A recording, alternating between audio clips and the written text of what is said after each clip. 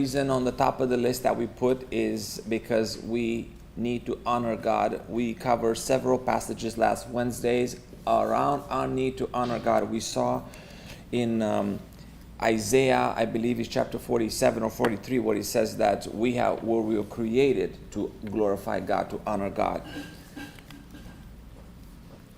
Also, local church is important because that's really how we come together, right? To worship God, to encourage one another. We talked also last Wednesday about how important it is for us to encourage one another. And the reason why we do come together, one of the reasons is to encourage one another, to stay focused on our journey, to build each other up, to equip one another, to work with one another. It's so much easier, whatever we do, when we do it together. And the last one, really to be accountable to one another. Many Christians don't like this one. And that's one of the reasons why they don't want to be like a member of the church, be in a directory, or because then they have to give an account. If you're not here, people are going to say, well, where are you? And if you don't commit to be a member, then people will, I guess, not ask where you are because you're not a member there. So, but it is very important for us to all be accountable to one another, and really for our own sake, right? Just like someone that goes to school is accountable to their teacher, right? And you cannot escape that accountability. You go to school, the teacher will ask you, how did you do your homework? Did you do what you're supposed to do? It keeps you on track. We are supposed to keep each other on track. Not that we're going to get in each other's business and we are going to act like we are better or bigger or we are in charge. But we are accountable to each other. I'm accountable to you, you're accountable to me, and so forth. So we also talk about teamwork. This is kind of where we stopped last week when we had this picture up here, and we quoted this scripture for Ephesians chapter 4:15, where we compared the church to being like a little boat that everybody rows, and our need to row in one direction, all of us, as opposed to everybody doing whatever they feel they want to do, and then the boat's not going to go anywhere, certainly not going to cross the finish line. So when we finished last Wednesday, we were talking about us really understanding that God expects each one of us to put forth our efforts in the church to do whatever is up to us in the church. And then if everybody does their part, the church really will function well, because the church is supposed to be like a human body, right? And every part of that body should do its part if the body is supposed to work right. And then if one part of the body doesn't do well, then the whole body suffers. We understand that. I think I mentioned to you before that many years ago, I injured my right arm, and I look in front of you very normal human, but I constantly, throughout the day, every day, I have to baby my right arm, and my wife knows this. Like, I cannot lift it too high, and some of you have the same problem, I think. So because of my arm, and I went to the doctor, they say you need surgery, but I don't want to do surgery because then you never know if it's going to get worse or better. I'd rather just keep it what it is, right? At least I'm comfortable, right? It's okay. If it lasts me another 30 years, I'm good. Maybe you don't have to. That's kind of my expiration date. So, but the point is that or whatever God intends, but the point is that when one body hurts, the whole body is, okay, this is important. So because it hurts, because it's weak, then it becomes a weakness for the whole body, right? So I wanted to focus a little bit on Romans chapter 12, verses 1 to 21. There, we're going to read through this section because as we are part of the body, humility, service, and love is what should define us as we are part of the body. So intellectual humility is accepting our role within the body, willing to sacrifice ourselves for the Lord's service. And let's please read the first 5 verses here. If I can have a volunteer.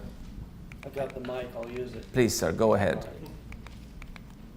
Get my glasses on here real quick. Verse 5. Yes, please. So you're in Romans chapter 12? Yes. Go for it. Okay. I beseech you, therefore, brethren, by the mercies of God, that you present your bodies a living sacrifice, wholly acceptable to God, which is your reasonable service.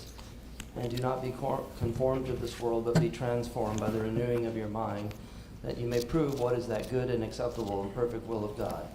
For I say, through the grace given to me, to everyone who is among you, not to think of himself more highly than he ought to think, but to think soberly as God has dealt to each one a measure of faith.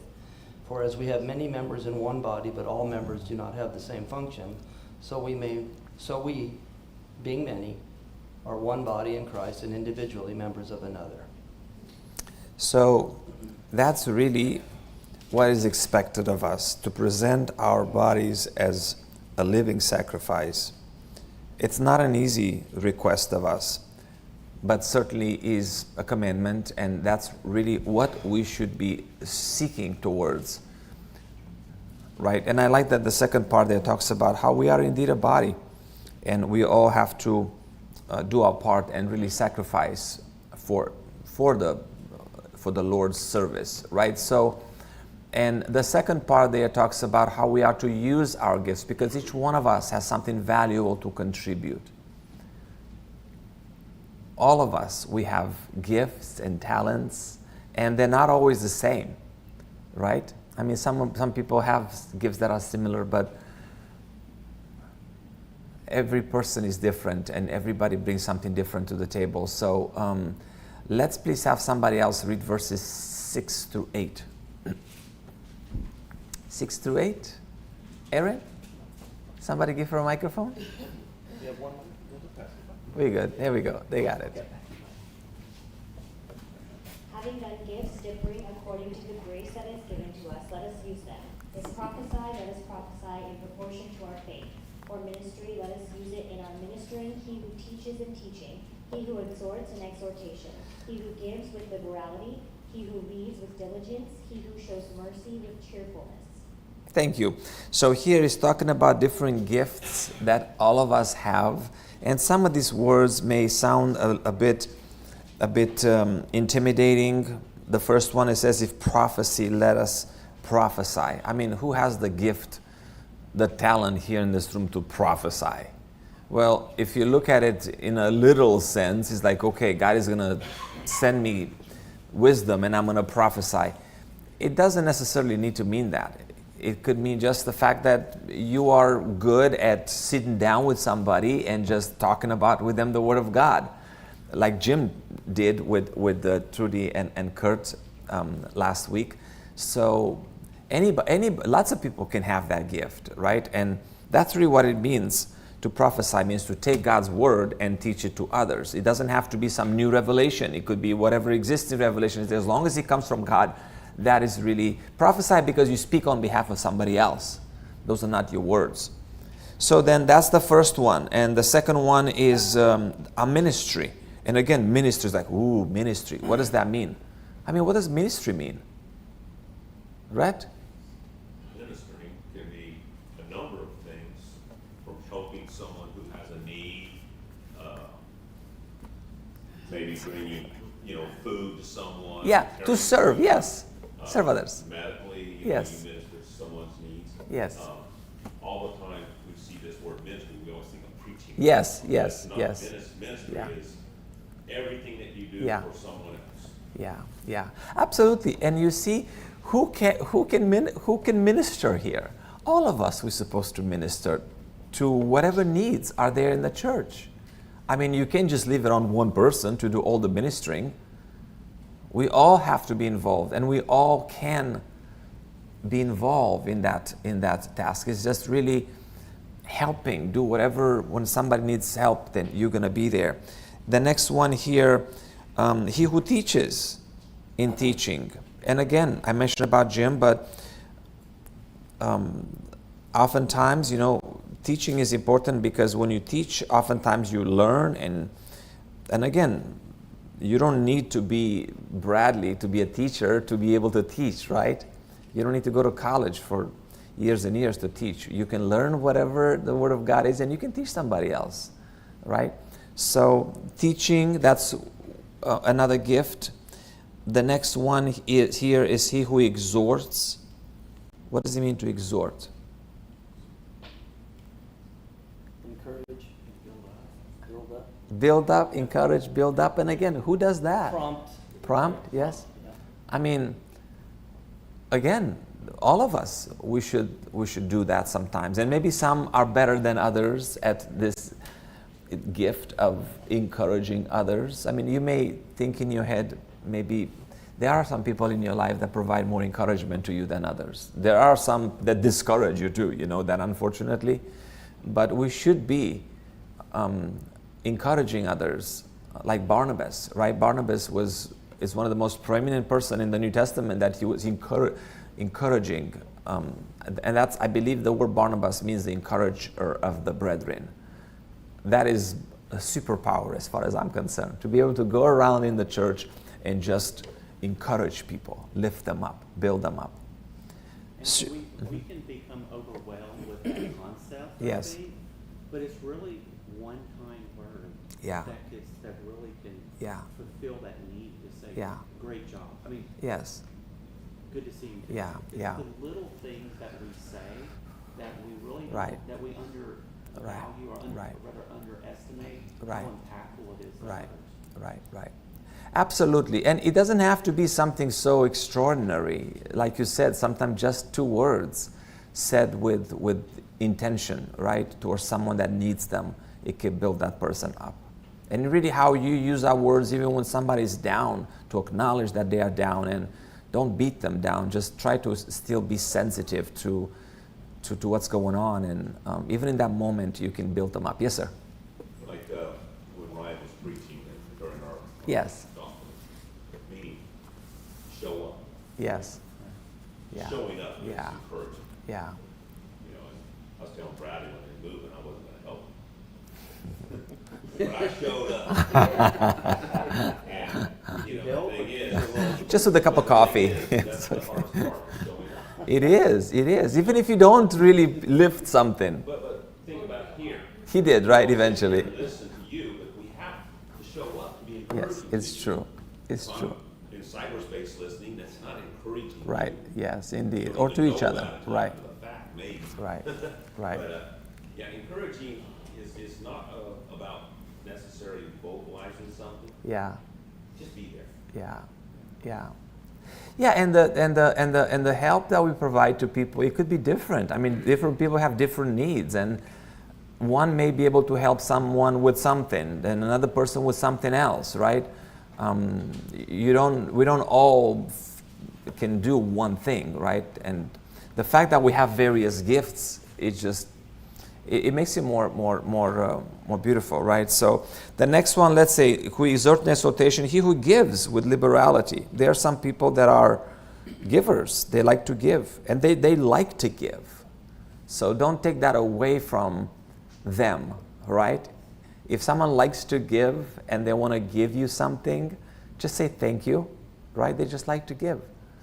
Giving is a wonderful feeling. I mentioned this before, that you can do many things with money.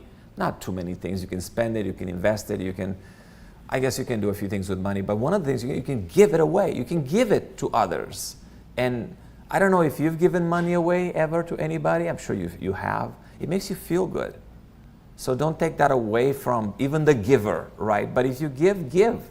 And then whoever receives, just be grateful and thankful. And sometimes someone receiving something in one moment, that could be like something very important to them, right?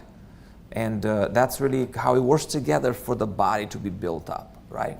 But just know, whether you give, whether you minister, whether you prophesy, whether you exhort, all of this, it needs to be done, as mentioned, with cheerfulness, right? And with happiness, and from a heart of full of love, as it says actually, verse 9. Let love be without hypocrisy. What does it mean, love be without hypocrisy? Love because you really love, not because for show, right? It's real, yes. Do it because you love them. So it's wonderful that we are told that. And then we just have to do it like that. Just do it with love. Whatever you do it because you love, not because I have to. Going through the motions. Yes, yes, exactly. Rhett? You know, one of the things about that verse that always kind of gets to me is when you don't want to do something, you have to practice doing it anyway. Yeah. And practice that whole attitude of selflessness for someone Yeah. else. And then it becomes easier. Yeah. It becomes a part of what, like you said, we have to be taught from a very young age everything. Because we don't know it. Yeah. And, hypocrisy is literally just playing the part. Yeah.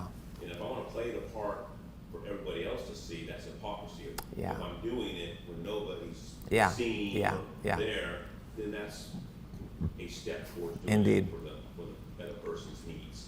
Indeed, I love it that it says here without hypocrisy. I mean, hypocrisy, like it was mentioned, is about faking it. You fake it. You don't really do it, right? It's like you're doing it because you have to, or because just for somebody else, because they're looking, or because you feel compulsion to do it, right? So, but it needs to come from the heart. So, also in Matthew chapter 25, I'm not going to read this whole section here. This is the parable of the talent. It talks about how to one he gave 5 talents, to another he gave 2, and to another he gave 1. God gives us talents too.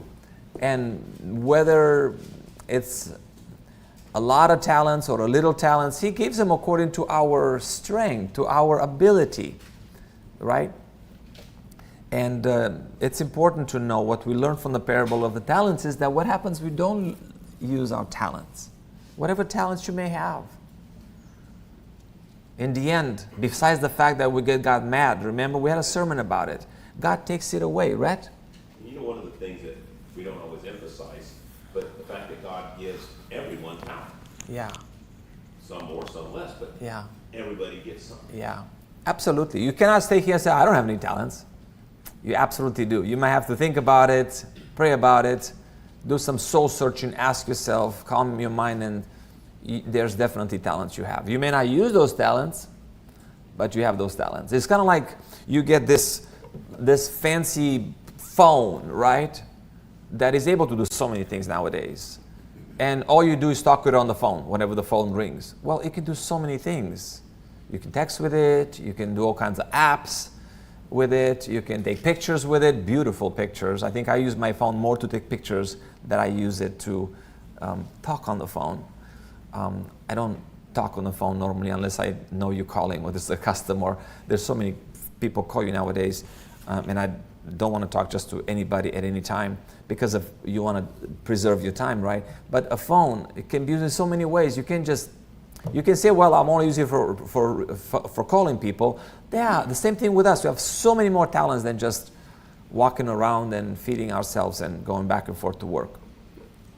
Okay, let's proceed. So let's read actually verse 9, 10, 11, and 12, and 13 now.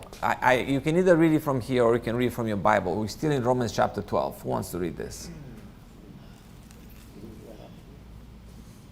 Actually, Xavier has it. Go ahead, sir.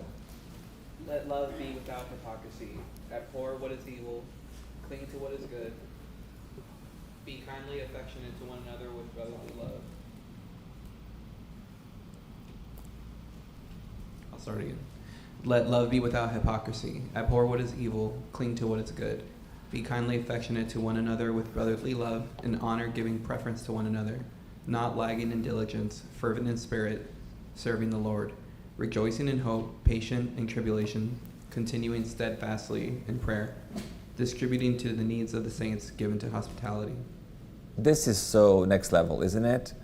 This is not for the faint of heart here. This is like straight to the core. So when he talks about be kindly affectionate to one another with brotherly love, and in honor giving preference to one another, what does it mean to be kindly affectionate to one another? Well, when we walk in this building, We acknowledge each other, we Yeah. smile. Yeah. Trudy gives me a hug, you know, I mean, things like that, you know, we do that here. Yeah. And that's part Yeah. of what it is, Yeah. you know. Absolutely. I mean, if you walk in, Yeah. think about it, if you walk Yeah. in and everybody's like a robot and they go right to their chair, Yeah. that says a lot, and people notice it. That's because Yeah. God made us that way. I don't mean the robot. He Right. made us the other way. Right. It's natural to give preference or Yeah. to say hi, to open Yeah. a door for somebody. Yeah. If that isn't natural to you, then something's Yeah, wrong. yeah. You know? Right. So I like the word there, affection, because affection includes the affect, right? That means includes your emotion and how it makes you feel, right? I mean, when I come in your presence, there's no faking. I don't need to say, okay, now I'm going to smile or now I'm going to act a different way. I just genuinely enjoy being in the presence of all of you. It just makes me feel good. I don't need to fake it, right? And that should be the right attitude for all of us. And you should feel the same way. You know, if you walk in someone's presence, you know pretty quickly if that person likes you or if that person rather be somewhere else. Mark? Care. It's about like having actual care for the person. Not just like, I care about you and then we move on with life and I never think about you until I see you next Sunday. It's like genuine, actual like regard for the person's well-being and like, hey, how are you doing? Actually like interested in learning about you. Yeah. Caring about you. Yeah, when you say how you doing, let them respond, be genuinely interested in them.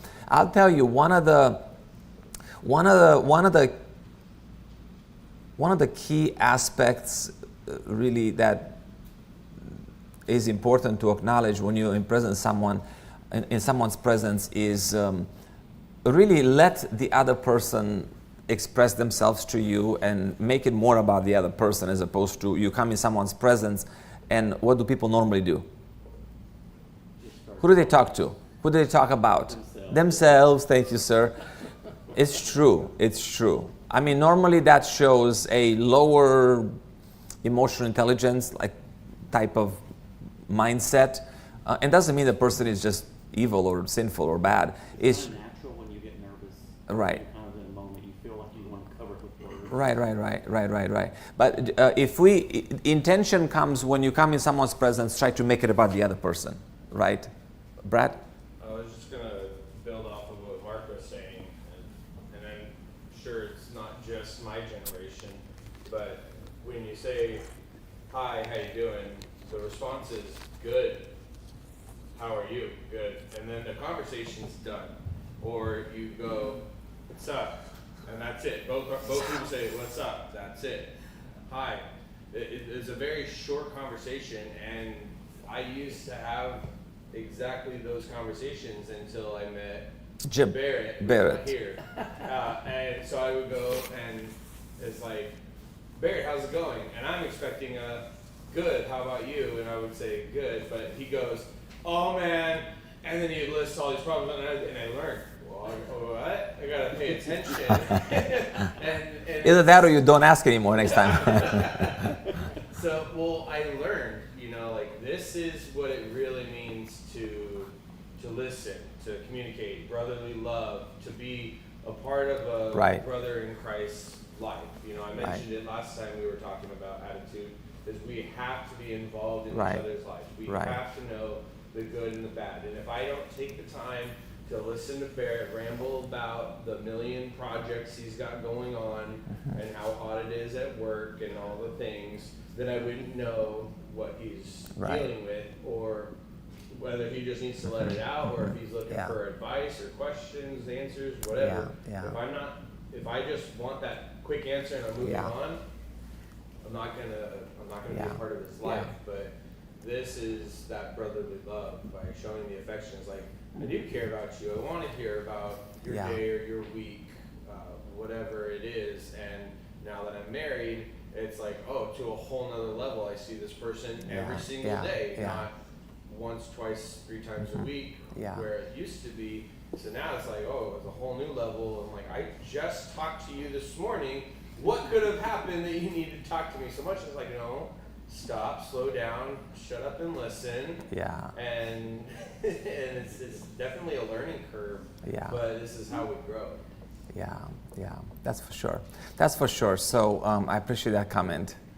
Yeah, don't make jokes because yes, because I mean to a lot of extent, right? No, so no, I mean that's a good comment. I wanted to take it a step further and to really acknowledge that anybody, when somebody comes into our presence, they need to feel that love and they need to feel that affection, especially if somebody comes from outside, whether they're coming from the world or they're coming from a different city or whether somehow they end up in our church. And like you didn't pick up on your wife enough, I'm going to pick on her too. You know, when Shante came in our midst, you know, I think intentionally for all of us, we had an attitude of affection towards Shante, and you know, we never treated you like you somehow a outsider, right? So immediately we enfolded you and we shared our affection towards you, and we should share of course you're very easy to share affection towards because you're a very easy person and you reciprocate too because we feel your affection as well, and that's how it's supposed to be. You know, that's how it's supposed to be. And whether it's Shante or it's Trudy or Kurt or Charlotte, anybody that comes really and become part of this group, it's we have to feel like that towards one another, right? So let's read the next verse because it continues. It doesn't stop there. Verses 14, 15, 16, and 17 and 18. Another volunteer, please. Who wants to read this? Zach, you got it, buddy. You've been voluntold. It's 14. Oh. Bless those who Thanks, Dad.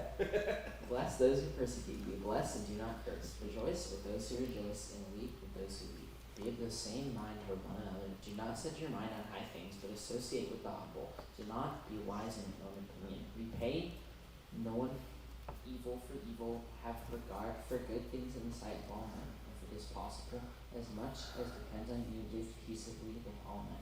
We can just take this section apart here. There's so many gold nuggets here we can pick on, but it just tells us about what our mindset should be.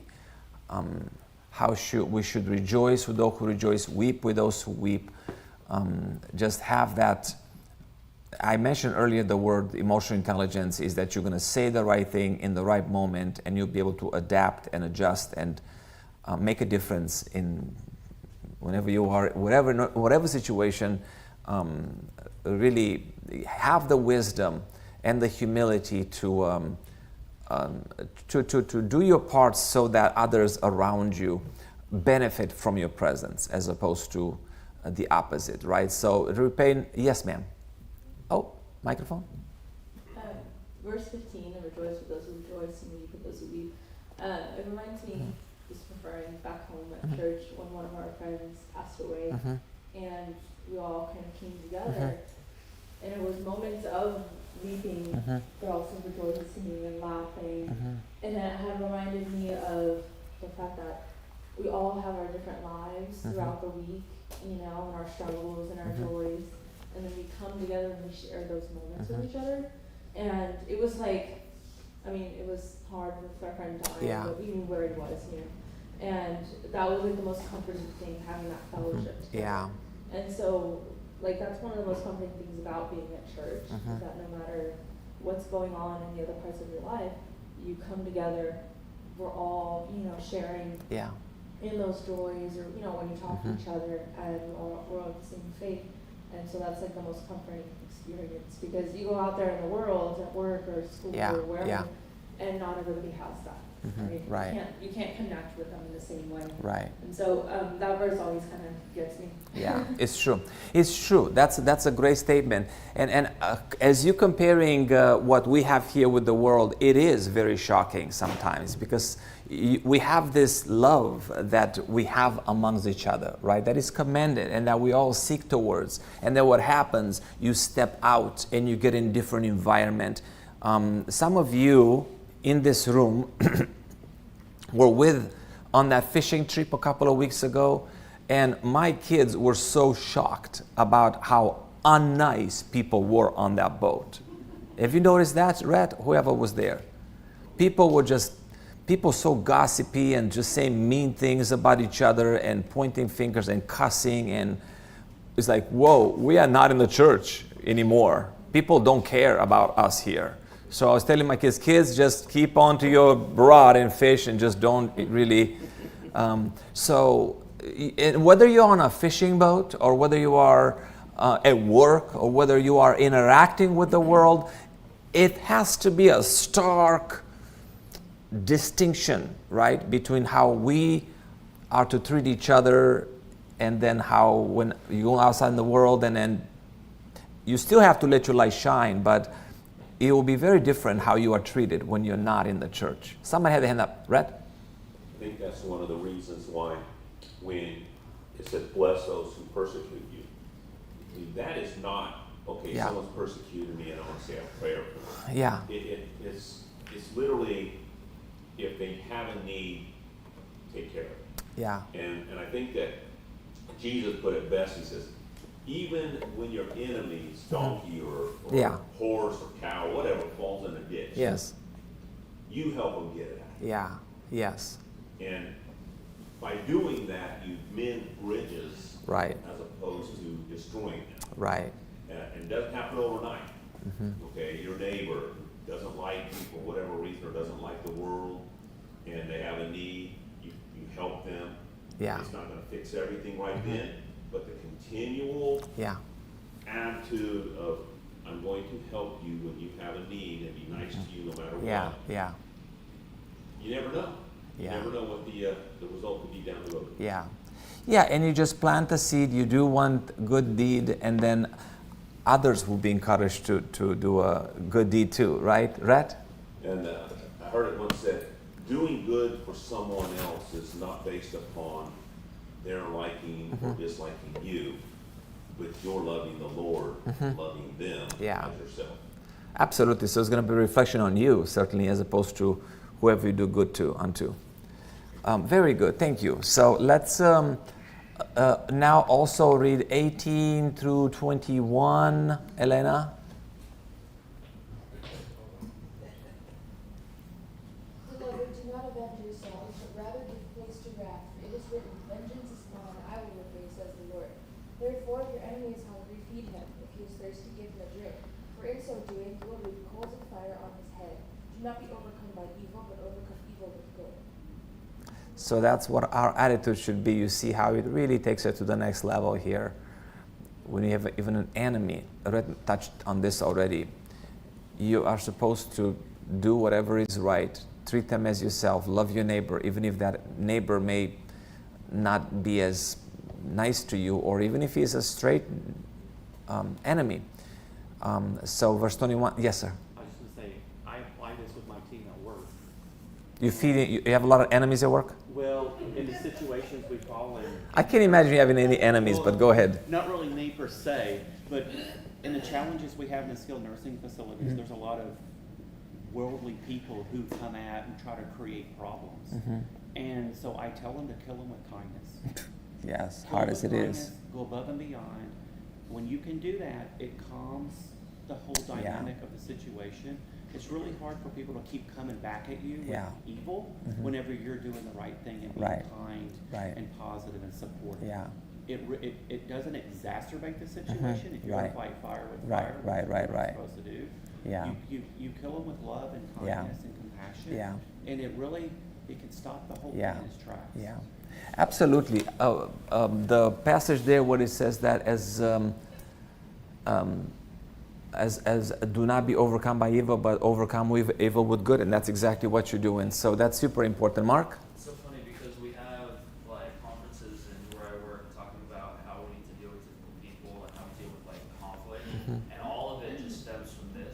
They don't quote it, but they literally give the don't like be overcome by the evil, but you need to overcome the evil with good. Because if someone's being unbelievably rude towards you and you're being nothing but positive, if they continue being rude and they continue being evil, they're just genuinely loving the evil person. Like, how can you stay mad at someone that's like so chill and so like, oh, no worries, oh, we're gonna fix it for you, oh, we're gonna do our best. But if they do, then you just become Right. Red? You know, one of the parts of this verse that a lot of people like to focus on is that for in so doing, you'll heap coals of fire on his head. And I think that when we focus on that as a reason to do this, it's the wrong motivation. Yeah. The motivation is to plant a seed, like you were mentioning, to have them converted and changing from evil to being good. Yeah. But, like Mark said, if they don't and they're evil, you're just going to heap the coals upon their head. And it's really their own doing, not something that you're doing. Right. Judgment and wisdom should still be applied, and that goes on with the series that we are studying now during the worship service, and we're going to have a lesson similar to this idea. Because, like Mark said, there are, and we have to be wise about it as we go around as Christians in this world. There are some people in this world that are just straight evil. I'm sure you bumped into some of them. They're just evil. They're just bad. When it comes to their heart is full of vengeance and is full of vitriol, and oftentimes there's nothing that you're going to do to change them, right? So in that case, you do have to pick your battles, and in that case, you do have to leave their presence, and you're not going to be able to fix everyone and make everybody happy, and your positivity can only go so far in some situations. We have to be at peace with that, right? Yes, like just recently, this 15-year-old kid, whoever it was up in D.C., and they just beat him for no reason. And it's just, you know, there's areas that are out of control. These people are just evil. You know, it's like, you can pray for them. Too close to them, but it's just something that you have to deal with in life. And whether it's in D.C., whether it's in other places, those stories come up in the news from people that are everywhere. So we just have to be wise and overcome still evil with good to whatever extent that we are able, that we have wisdom. The next passage I want us to focus on is 1 Corinthians chapter 12. If I can have someone volunteer read 12 to 14. Brad?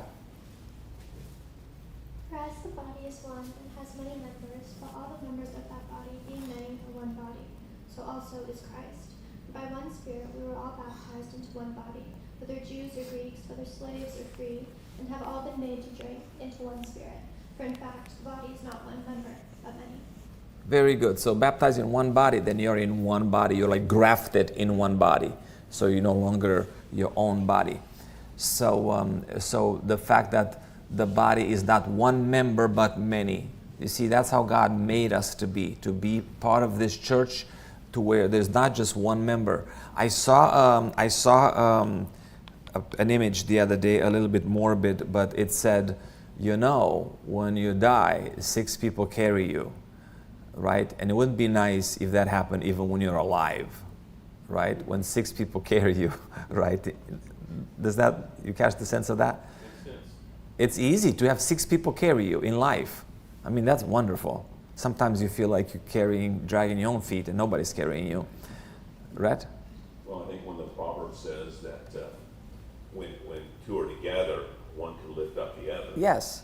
But it's also always easier to have someone that's helping you. And I think Tracy mentioned it last week, but when Jesus sent out the disciples, they sent them by 2s. Yes. It might have been Jim, but I think it was Jim. They sent them by 2s so that they will have a companion. Yeah. And when you stop and you think about marriage, 2. Right. You know, you have someone that's always there to help both ways. Yeah, not good for man to be alone. God didn't put us on this planet to be just single and independent for the entire life that we have. So then in verse 15, let's read also 15, 16, and 17. Also, there's a lot to learn on this topic. Who wants to read this, Brad? If the foot should say, because I am not a hand, I am not of the body, is it therefore not of the body? And if the ear should say, because I am not an eye, I am not of the body, is it therefore not of the body?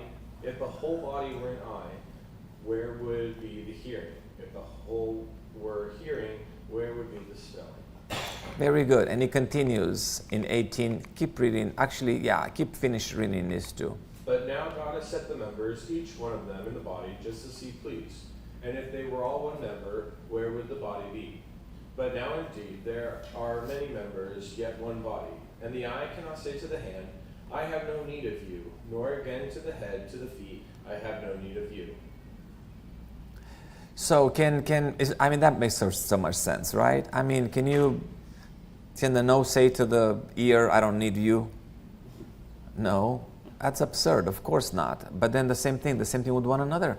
We need one another. The same way that the ear needs the nose and the eye needs the arm and so forth. Yes, sir. I think it's just amazing how, such knowledge and wisdom to make it so easily make sense. It was like, clearly, we need our feet, we need our legs, we need our hands, we need our ears, we need our eyes, we need your nose. They all do a different part, but they're all necessary. Yeah. And yeah, you could probably make do without one or two of those, but Yeah. it's harder. Yes. And so it's one body, Yeah. multiple members, they all work together, and when one doesn't, as you mentioned whole body earlier, suffers, the whole body right. hinders. The whole body has to overcome that Yeah. ailment. So when we have Christ as the head of our body, and we are other members, you already went over all the different gifts. Yeah. You just assign that, a hand, an eye, an ear, whatever. So when we're all working together, when we're all Yeah. of one mind and one Right. accord, we're not divided, the body works so well. And then you try and split it up, we get over disagreements, and you want to separate from the body and try and form another body. It's like, it's going to be a little morbid. It's like cutting off limbs and Yes, saying, exactly. go rebuild another body. You can't do that. Yeah. So Yeah, we're all on exactly. one And line. especially if that mindset persists about selfish this and me first, even if you try to rebuild the body, it's going to be very hard. So let's continue. We are almost up with our time. Let's please read also 22 to 24. Shante? No, much rather, those members of the body which seem to be weaker are necessary, and those members of the body which we think to be less honorable, on these we bestow greater honor, and our unpresentable parts have greater modesty. But our presentable parts have no need, for God composed the body, having been greater honor to that part which lacks it. So we understand here, right? God talks here about some body parts that we have that get more honor than others. I'll give you an example. Your hair. Your hair, you look in the mirror, your hair needs to be right, you clean it, you comb it, you cut it, you go to the haircut. And you think it's so important, right? But then there's other body parts that we don't. When was the last time you thought about your pancreas? But I'll tell you, if you have diabetes, you think about your pancreas a lot. Because if your pancreas stops working, then your whole body can die. Without your hair, forget it. Go to and just cut the whole thing. It'll grow again, it's not a big deal. But if you don't have a kidney or a liver, the liver, forget it. You cannot live 2 minutes without a liver. Or pancreas, I mentioned. There's so many other organs. And in the head, in the brain, and there's so many parts of the body that you don't even think about, but they're very important. And the same thing in the church. Sometimes you have a member that nobody really thinks about that person a whole lot, but they're doing a lot in the church, and nobody even probably knows even, right? I'm going to pick on poor Xavier. Last night I was finishing my lesson. I think was it 1 o'clock in the morning? Roughly. He was here at the building, cleaning this building. You look around and say, boy, this place looks nice. But he was here 2 o'clock in the morning cleaning it. And he's here for the Bible study. So very encouraging, but nobody did know that he did. You didn't know. I did because I got my app and I know who's at the building at 2 o'clock in the morning.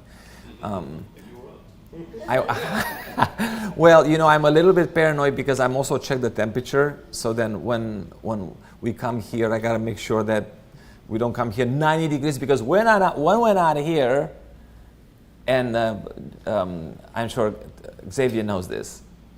What's the temperature last night here? I don't know. It was 90. It was 90.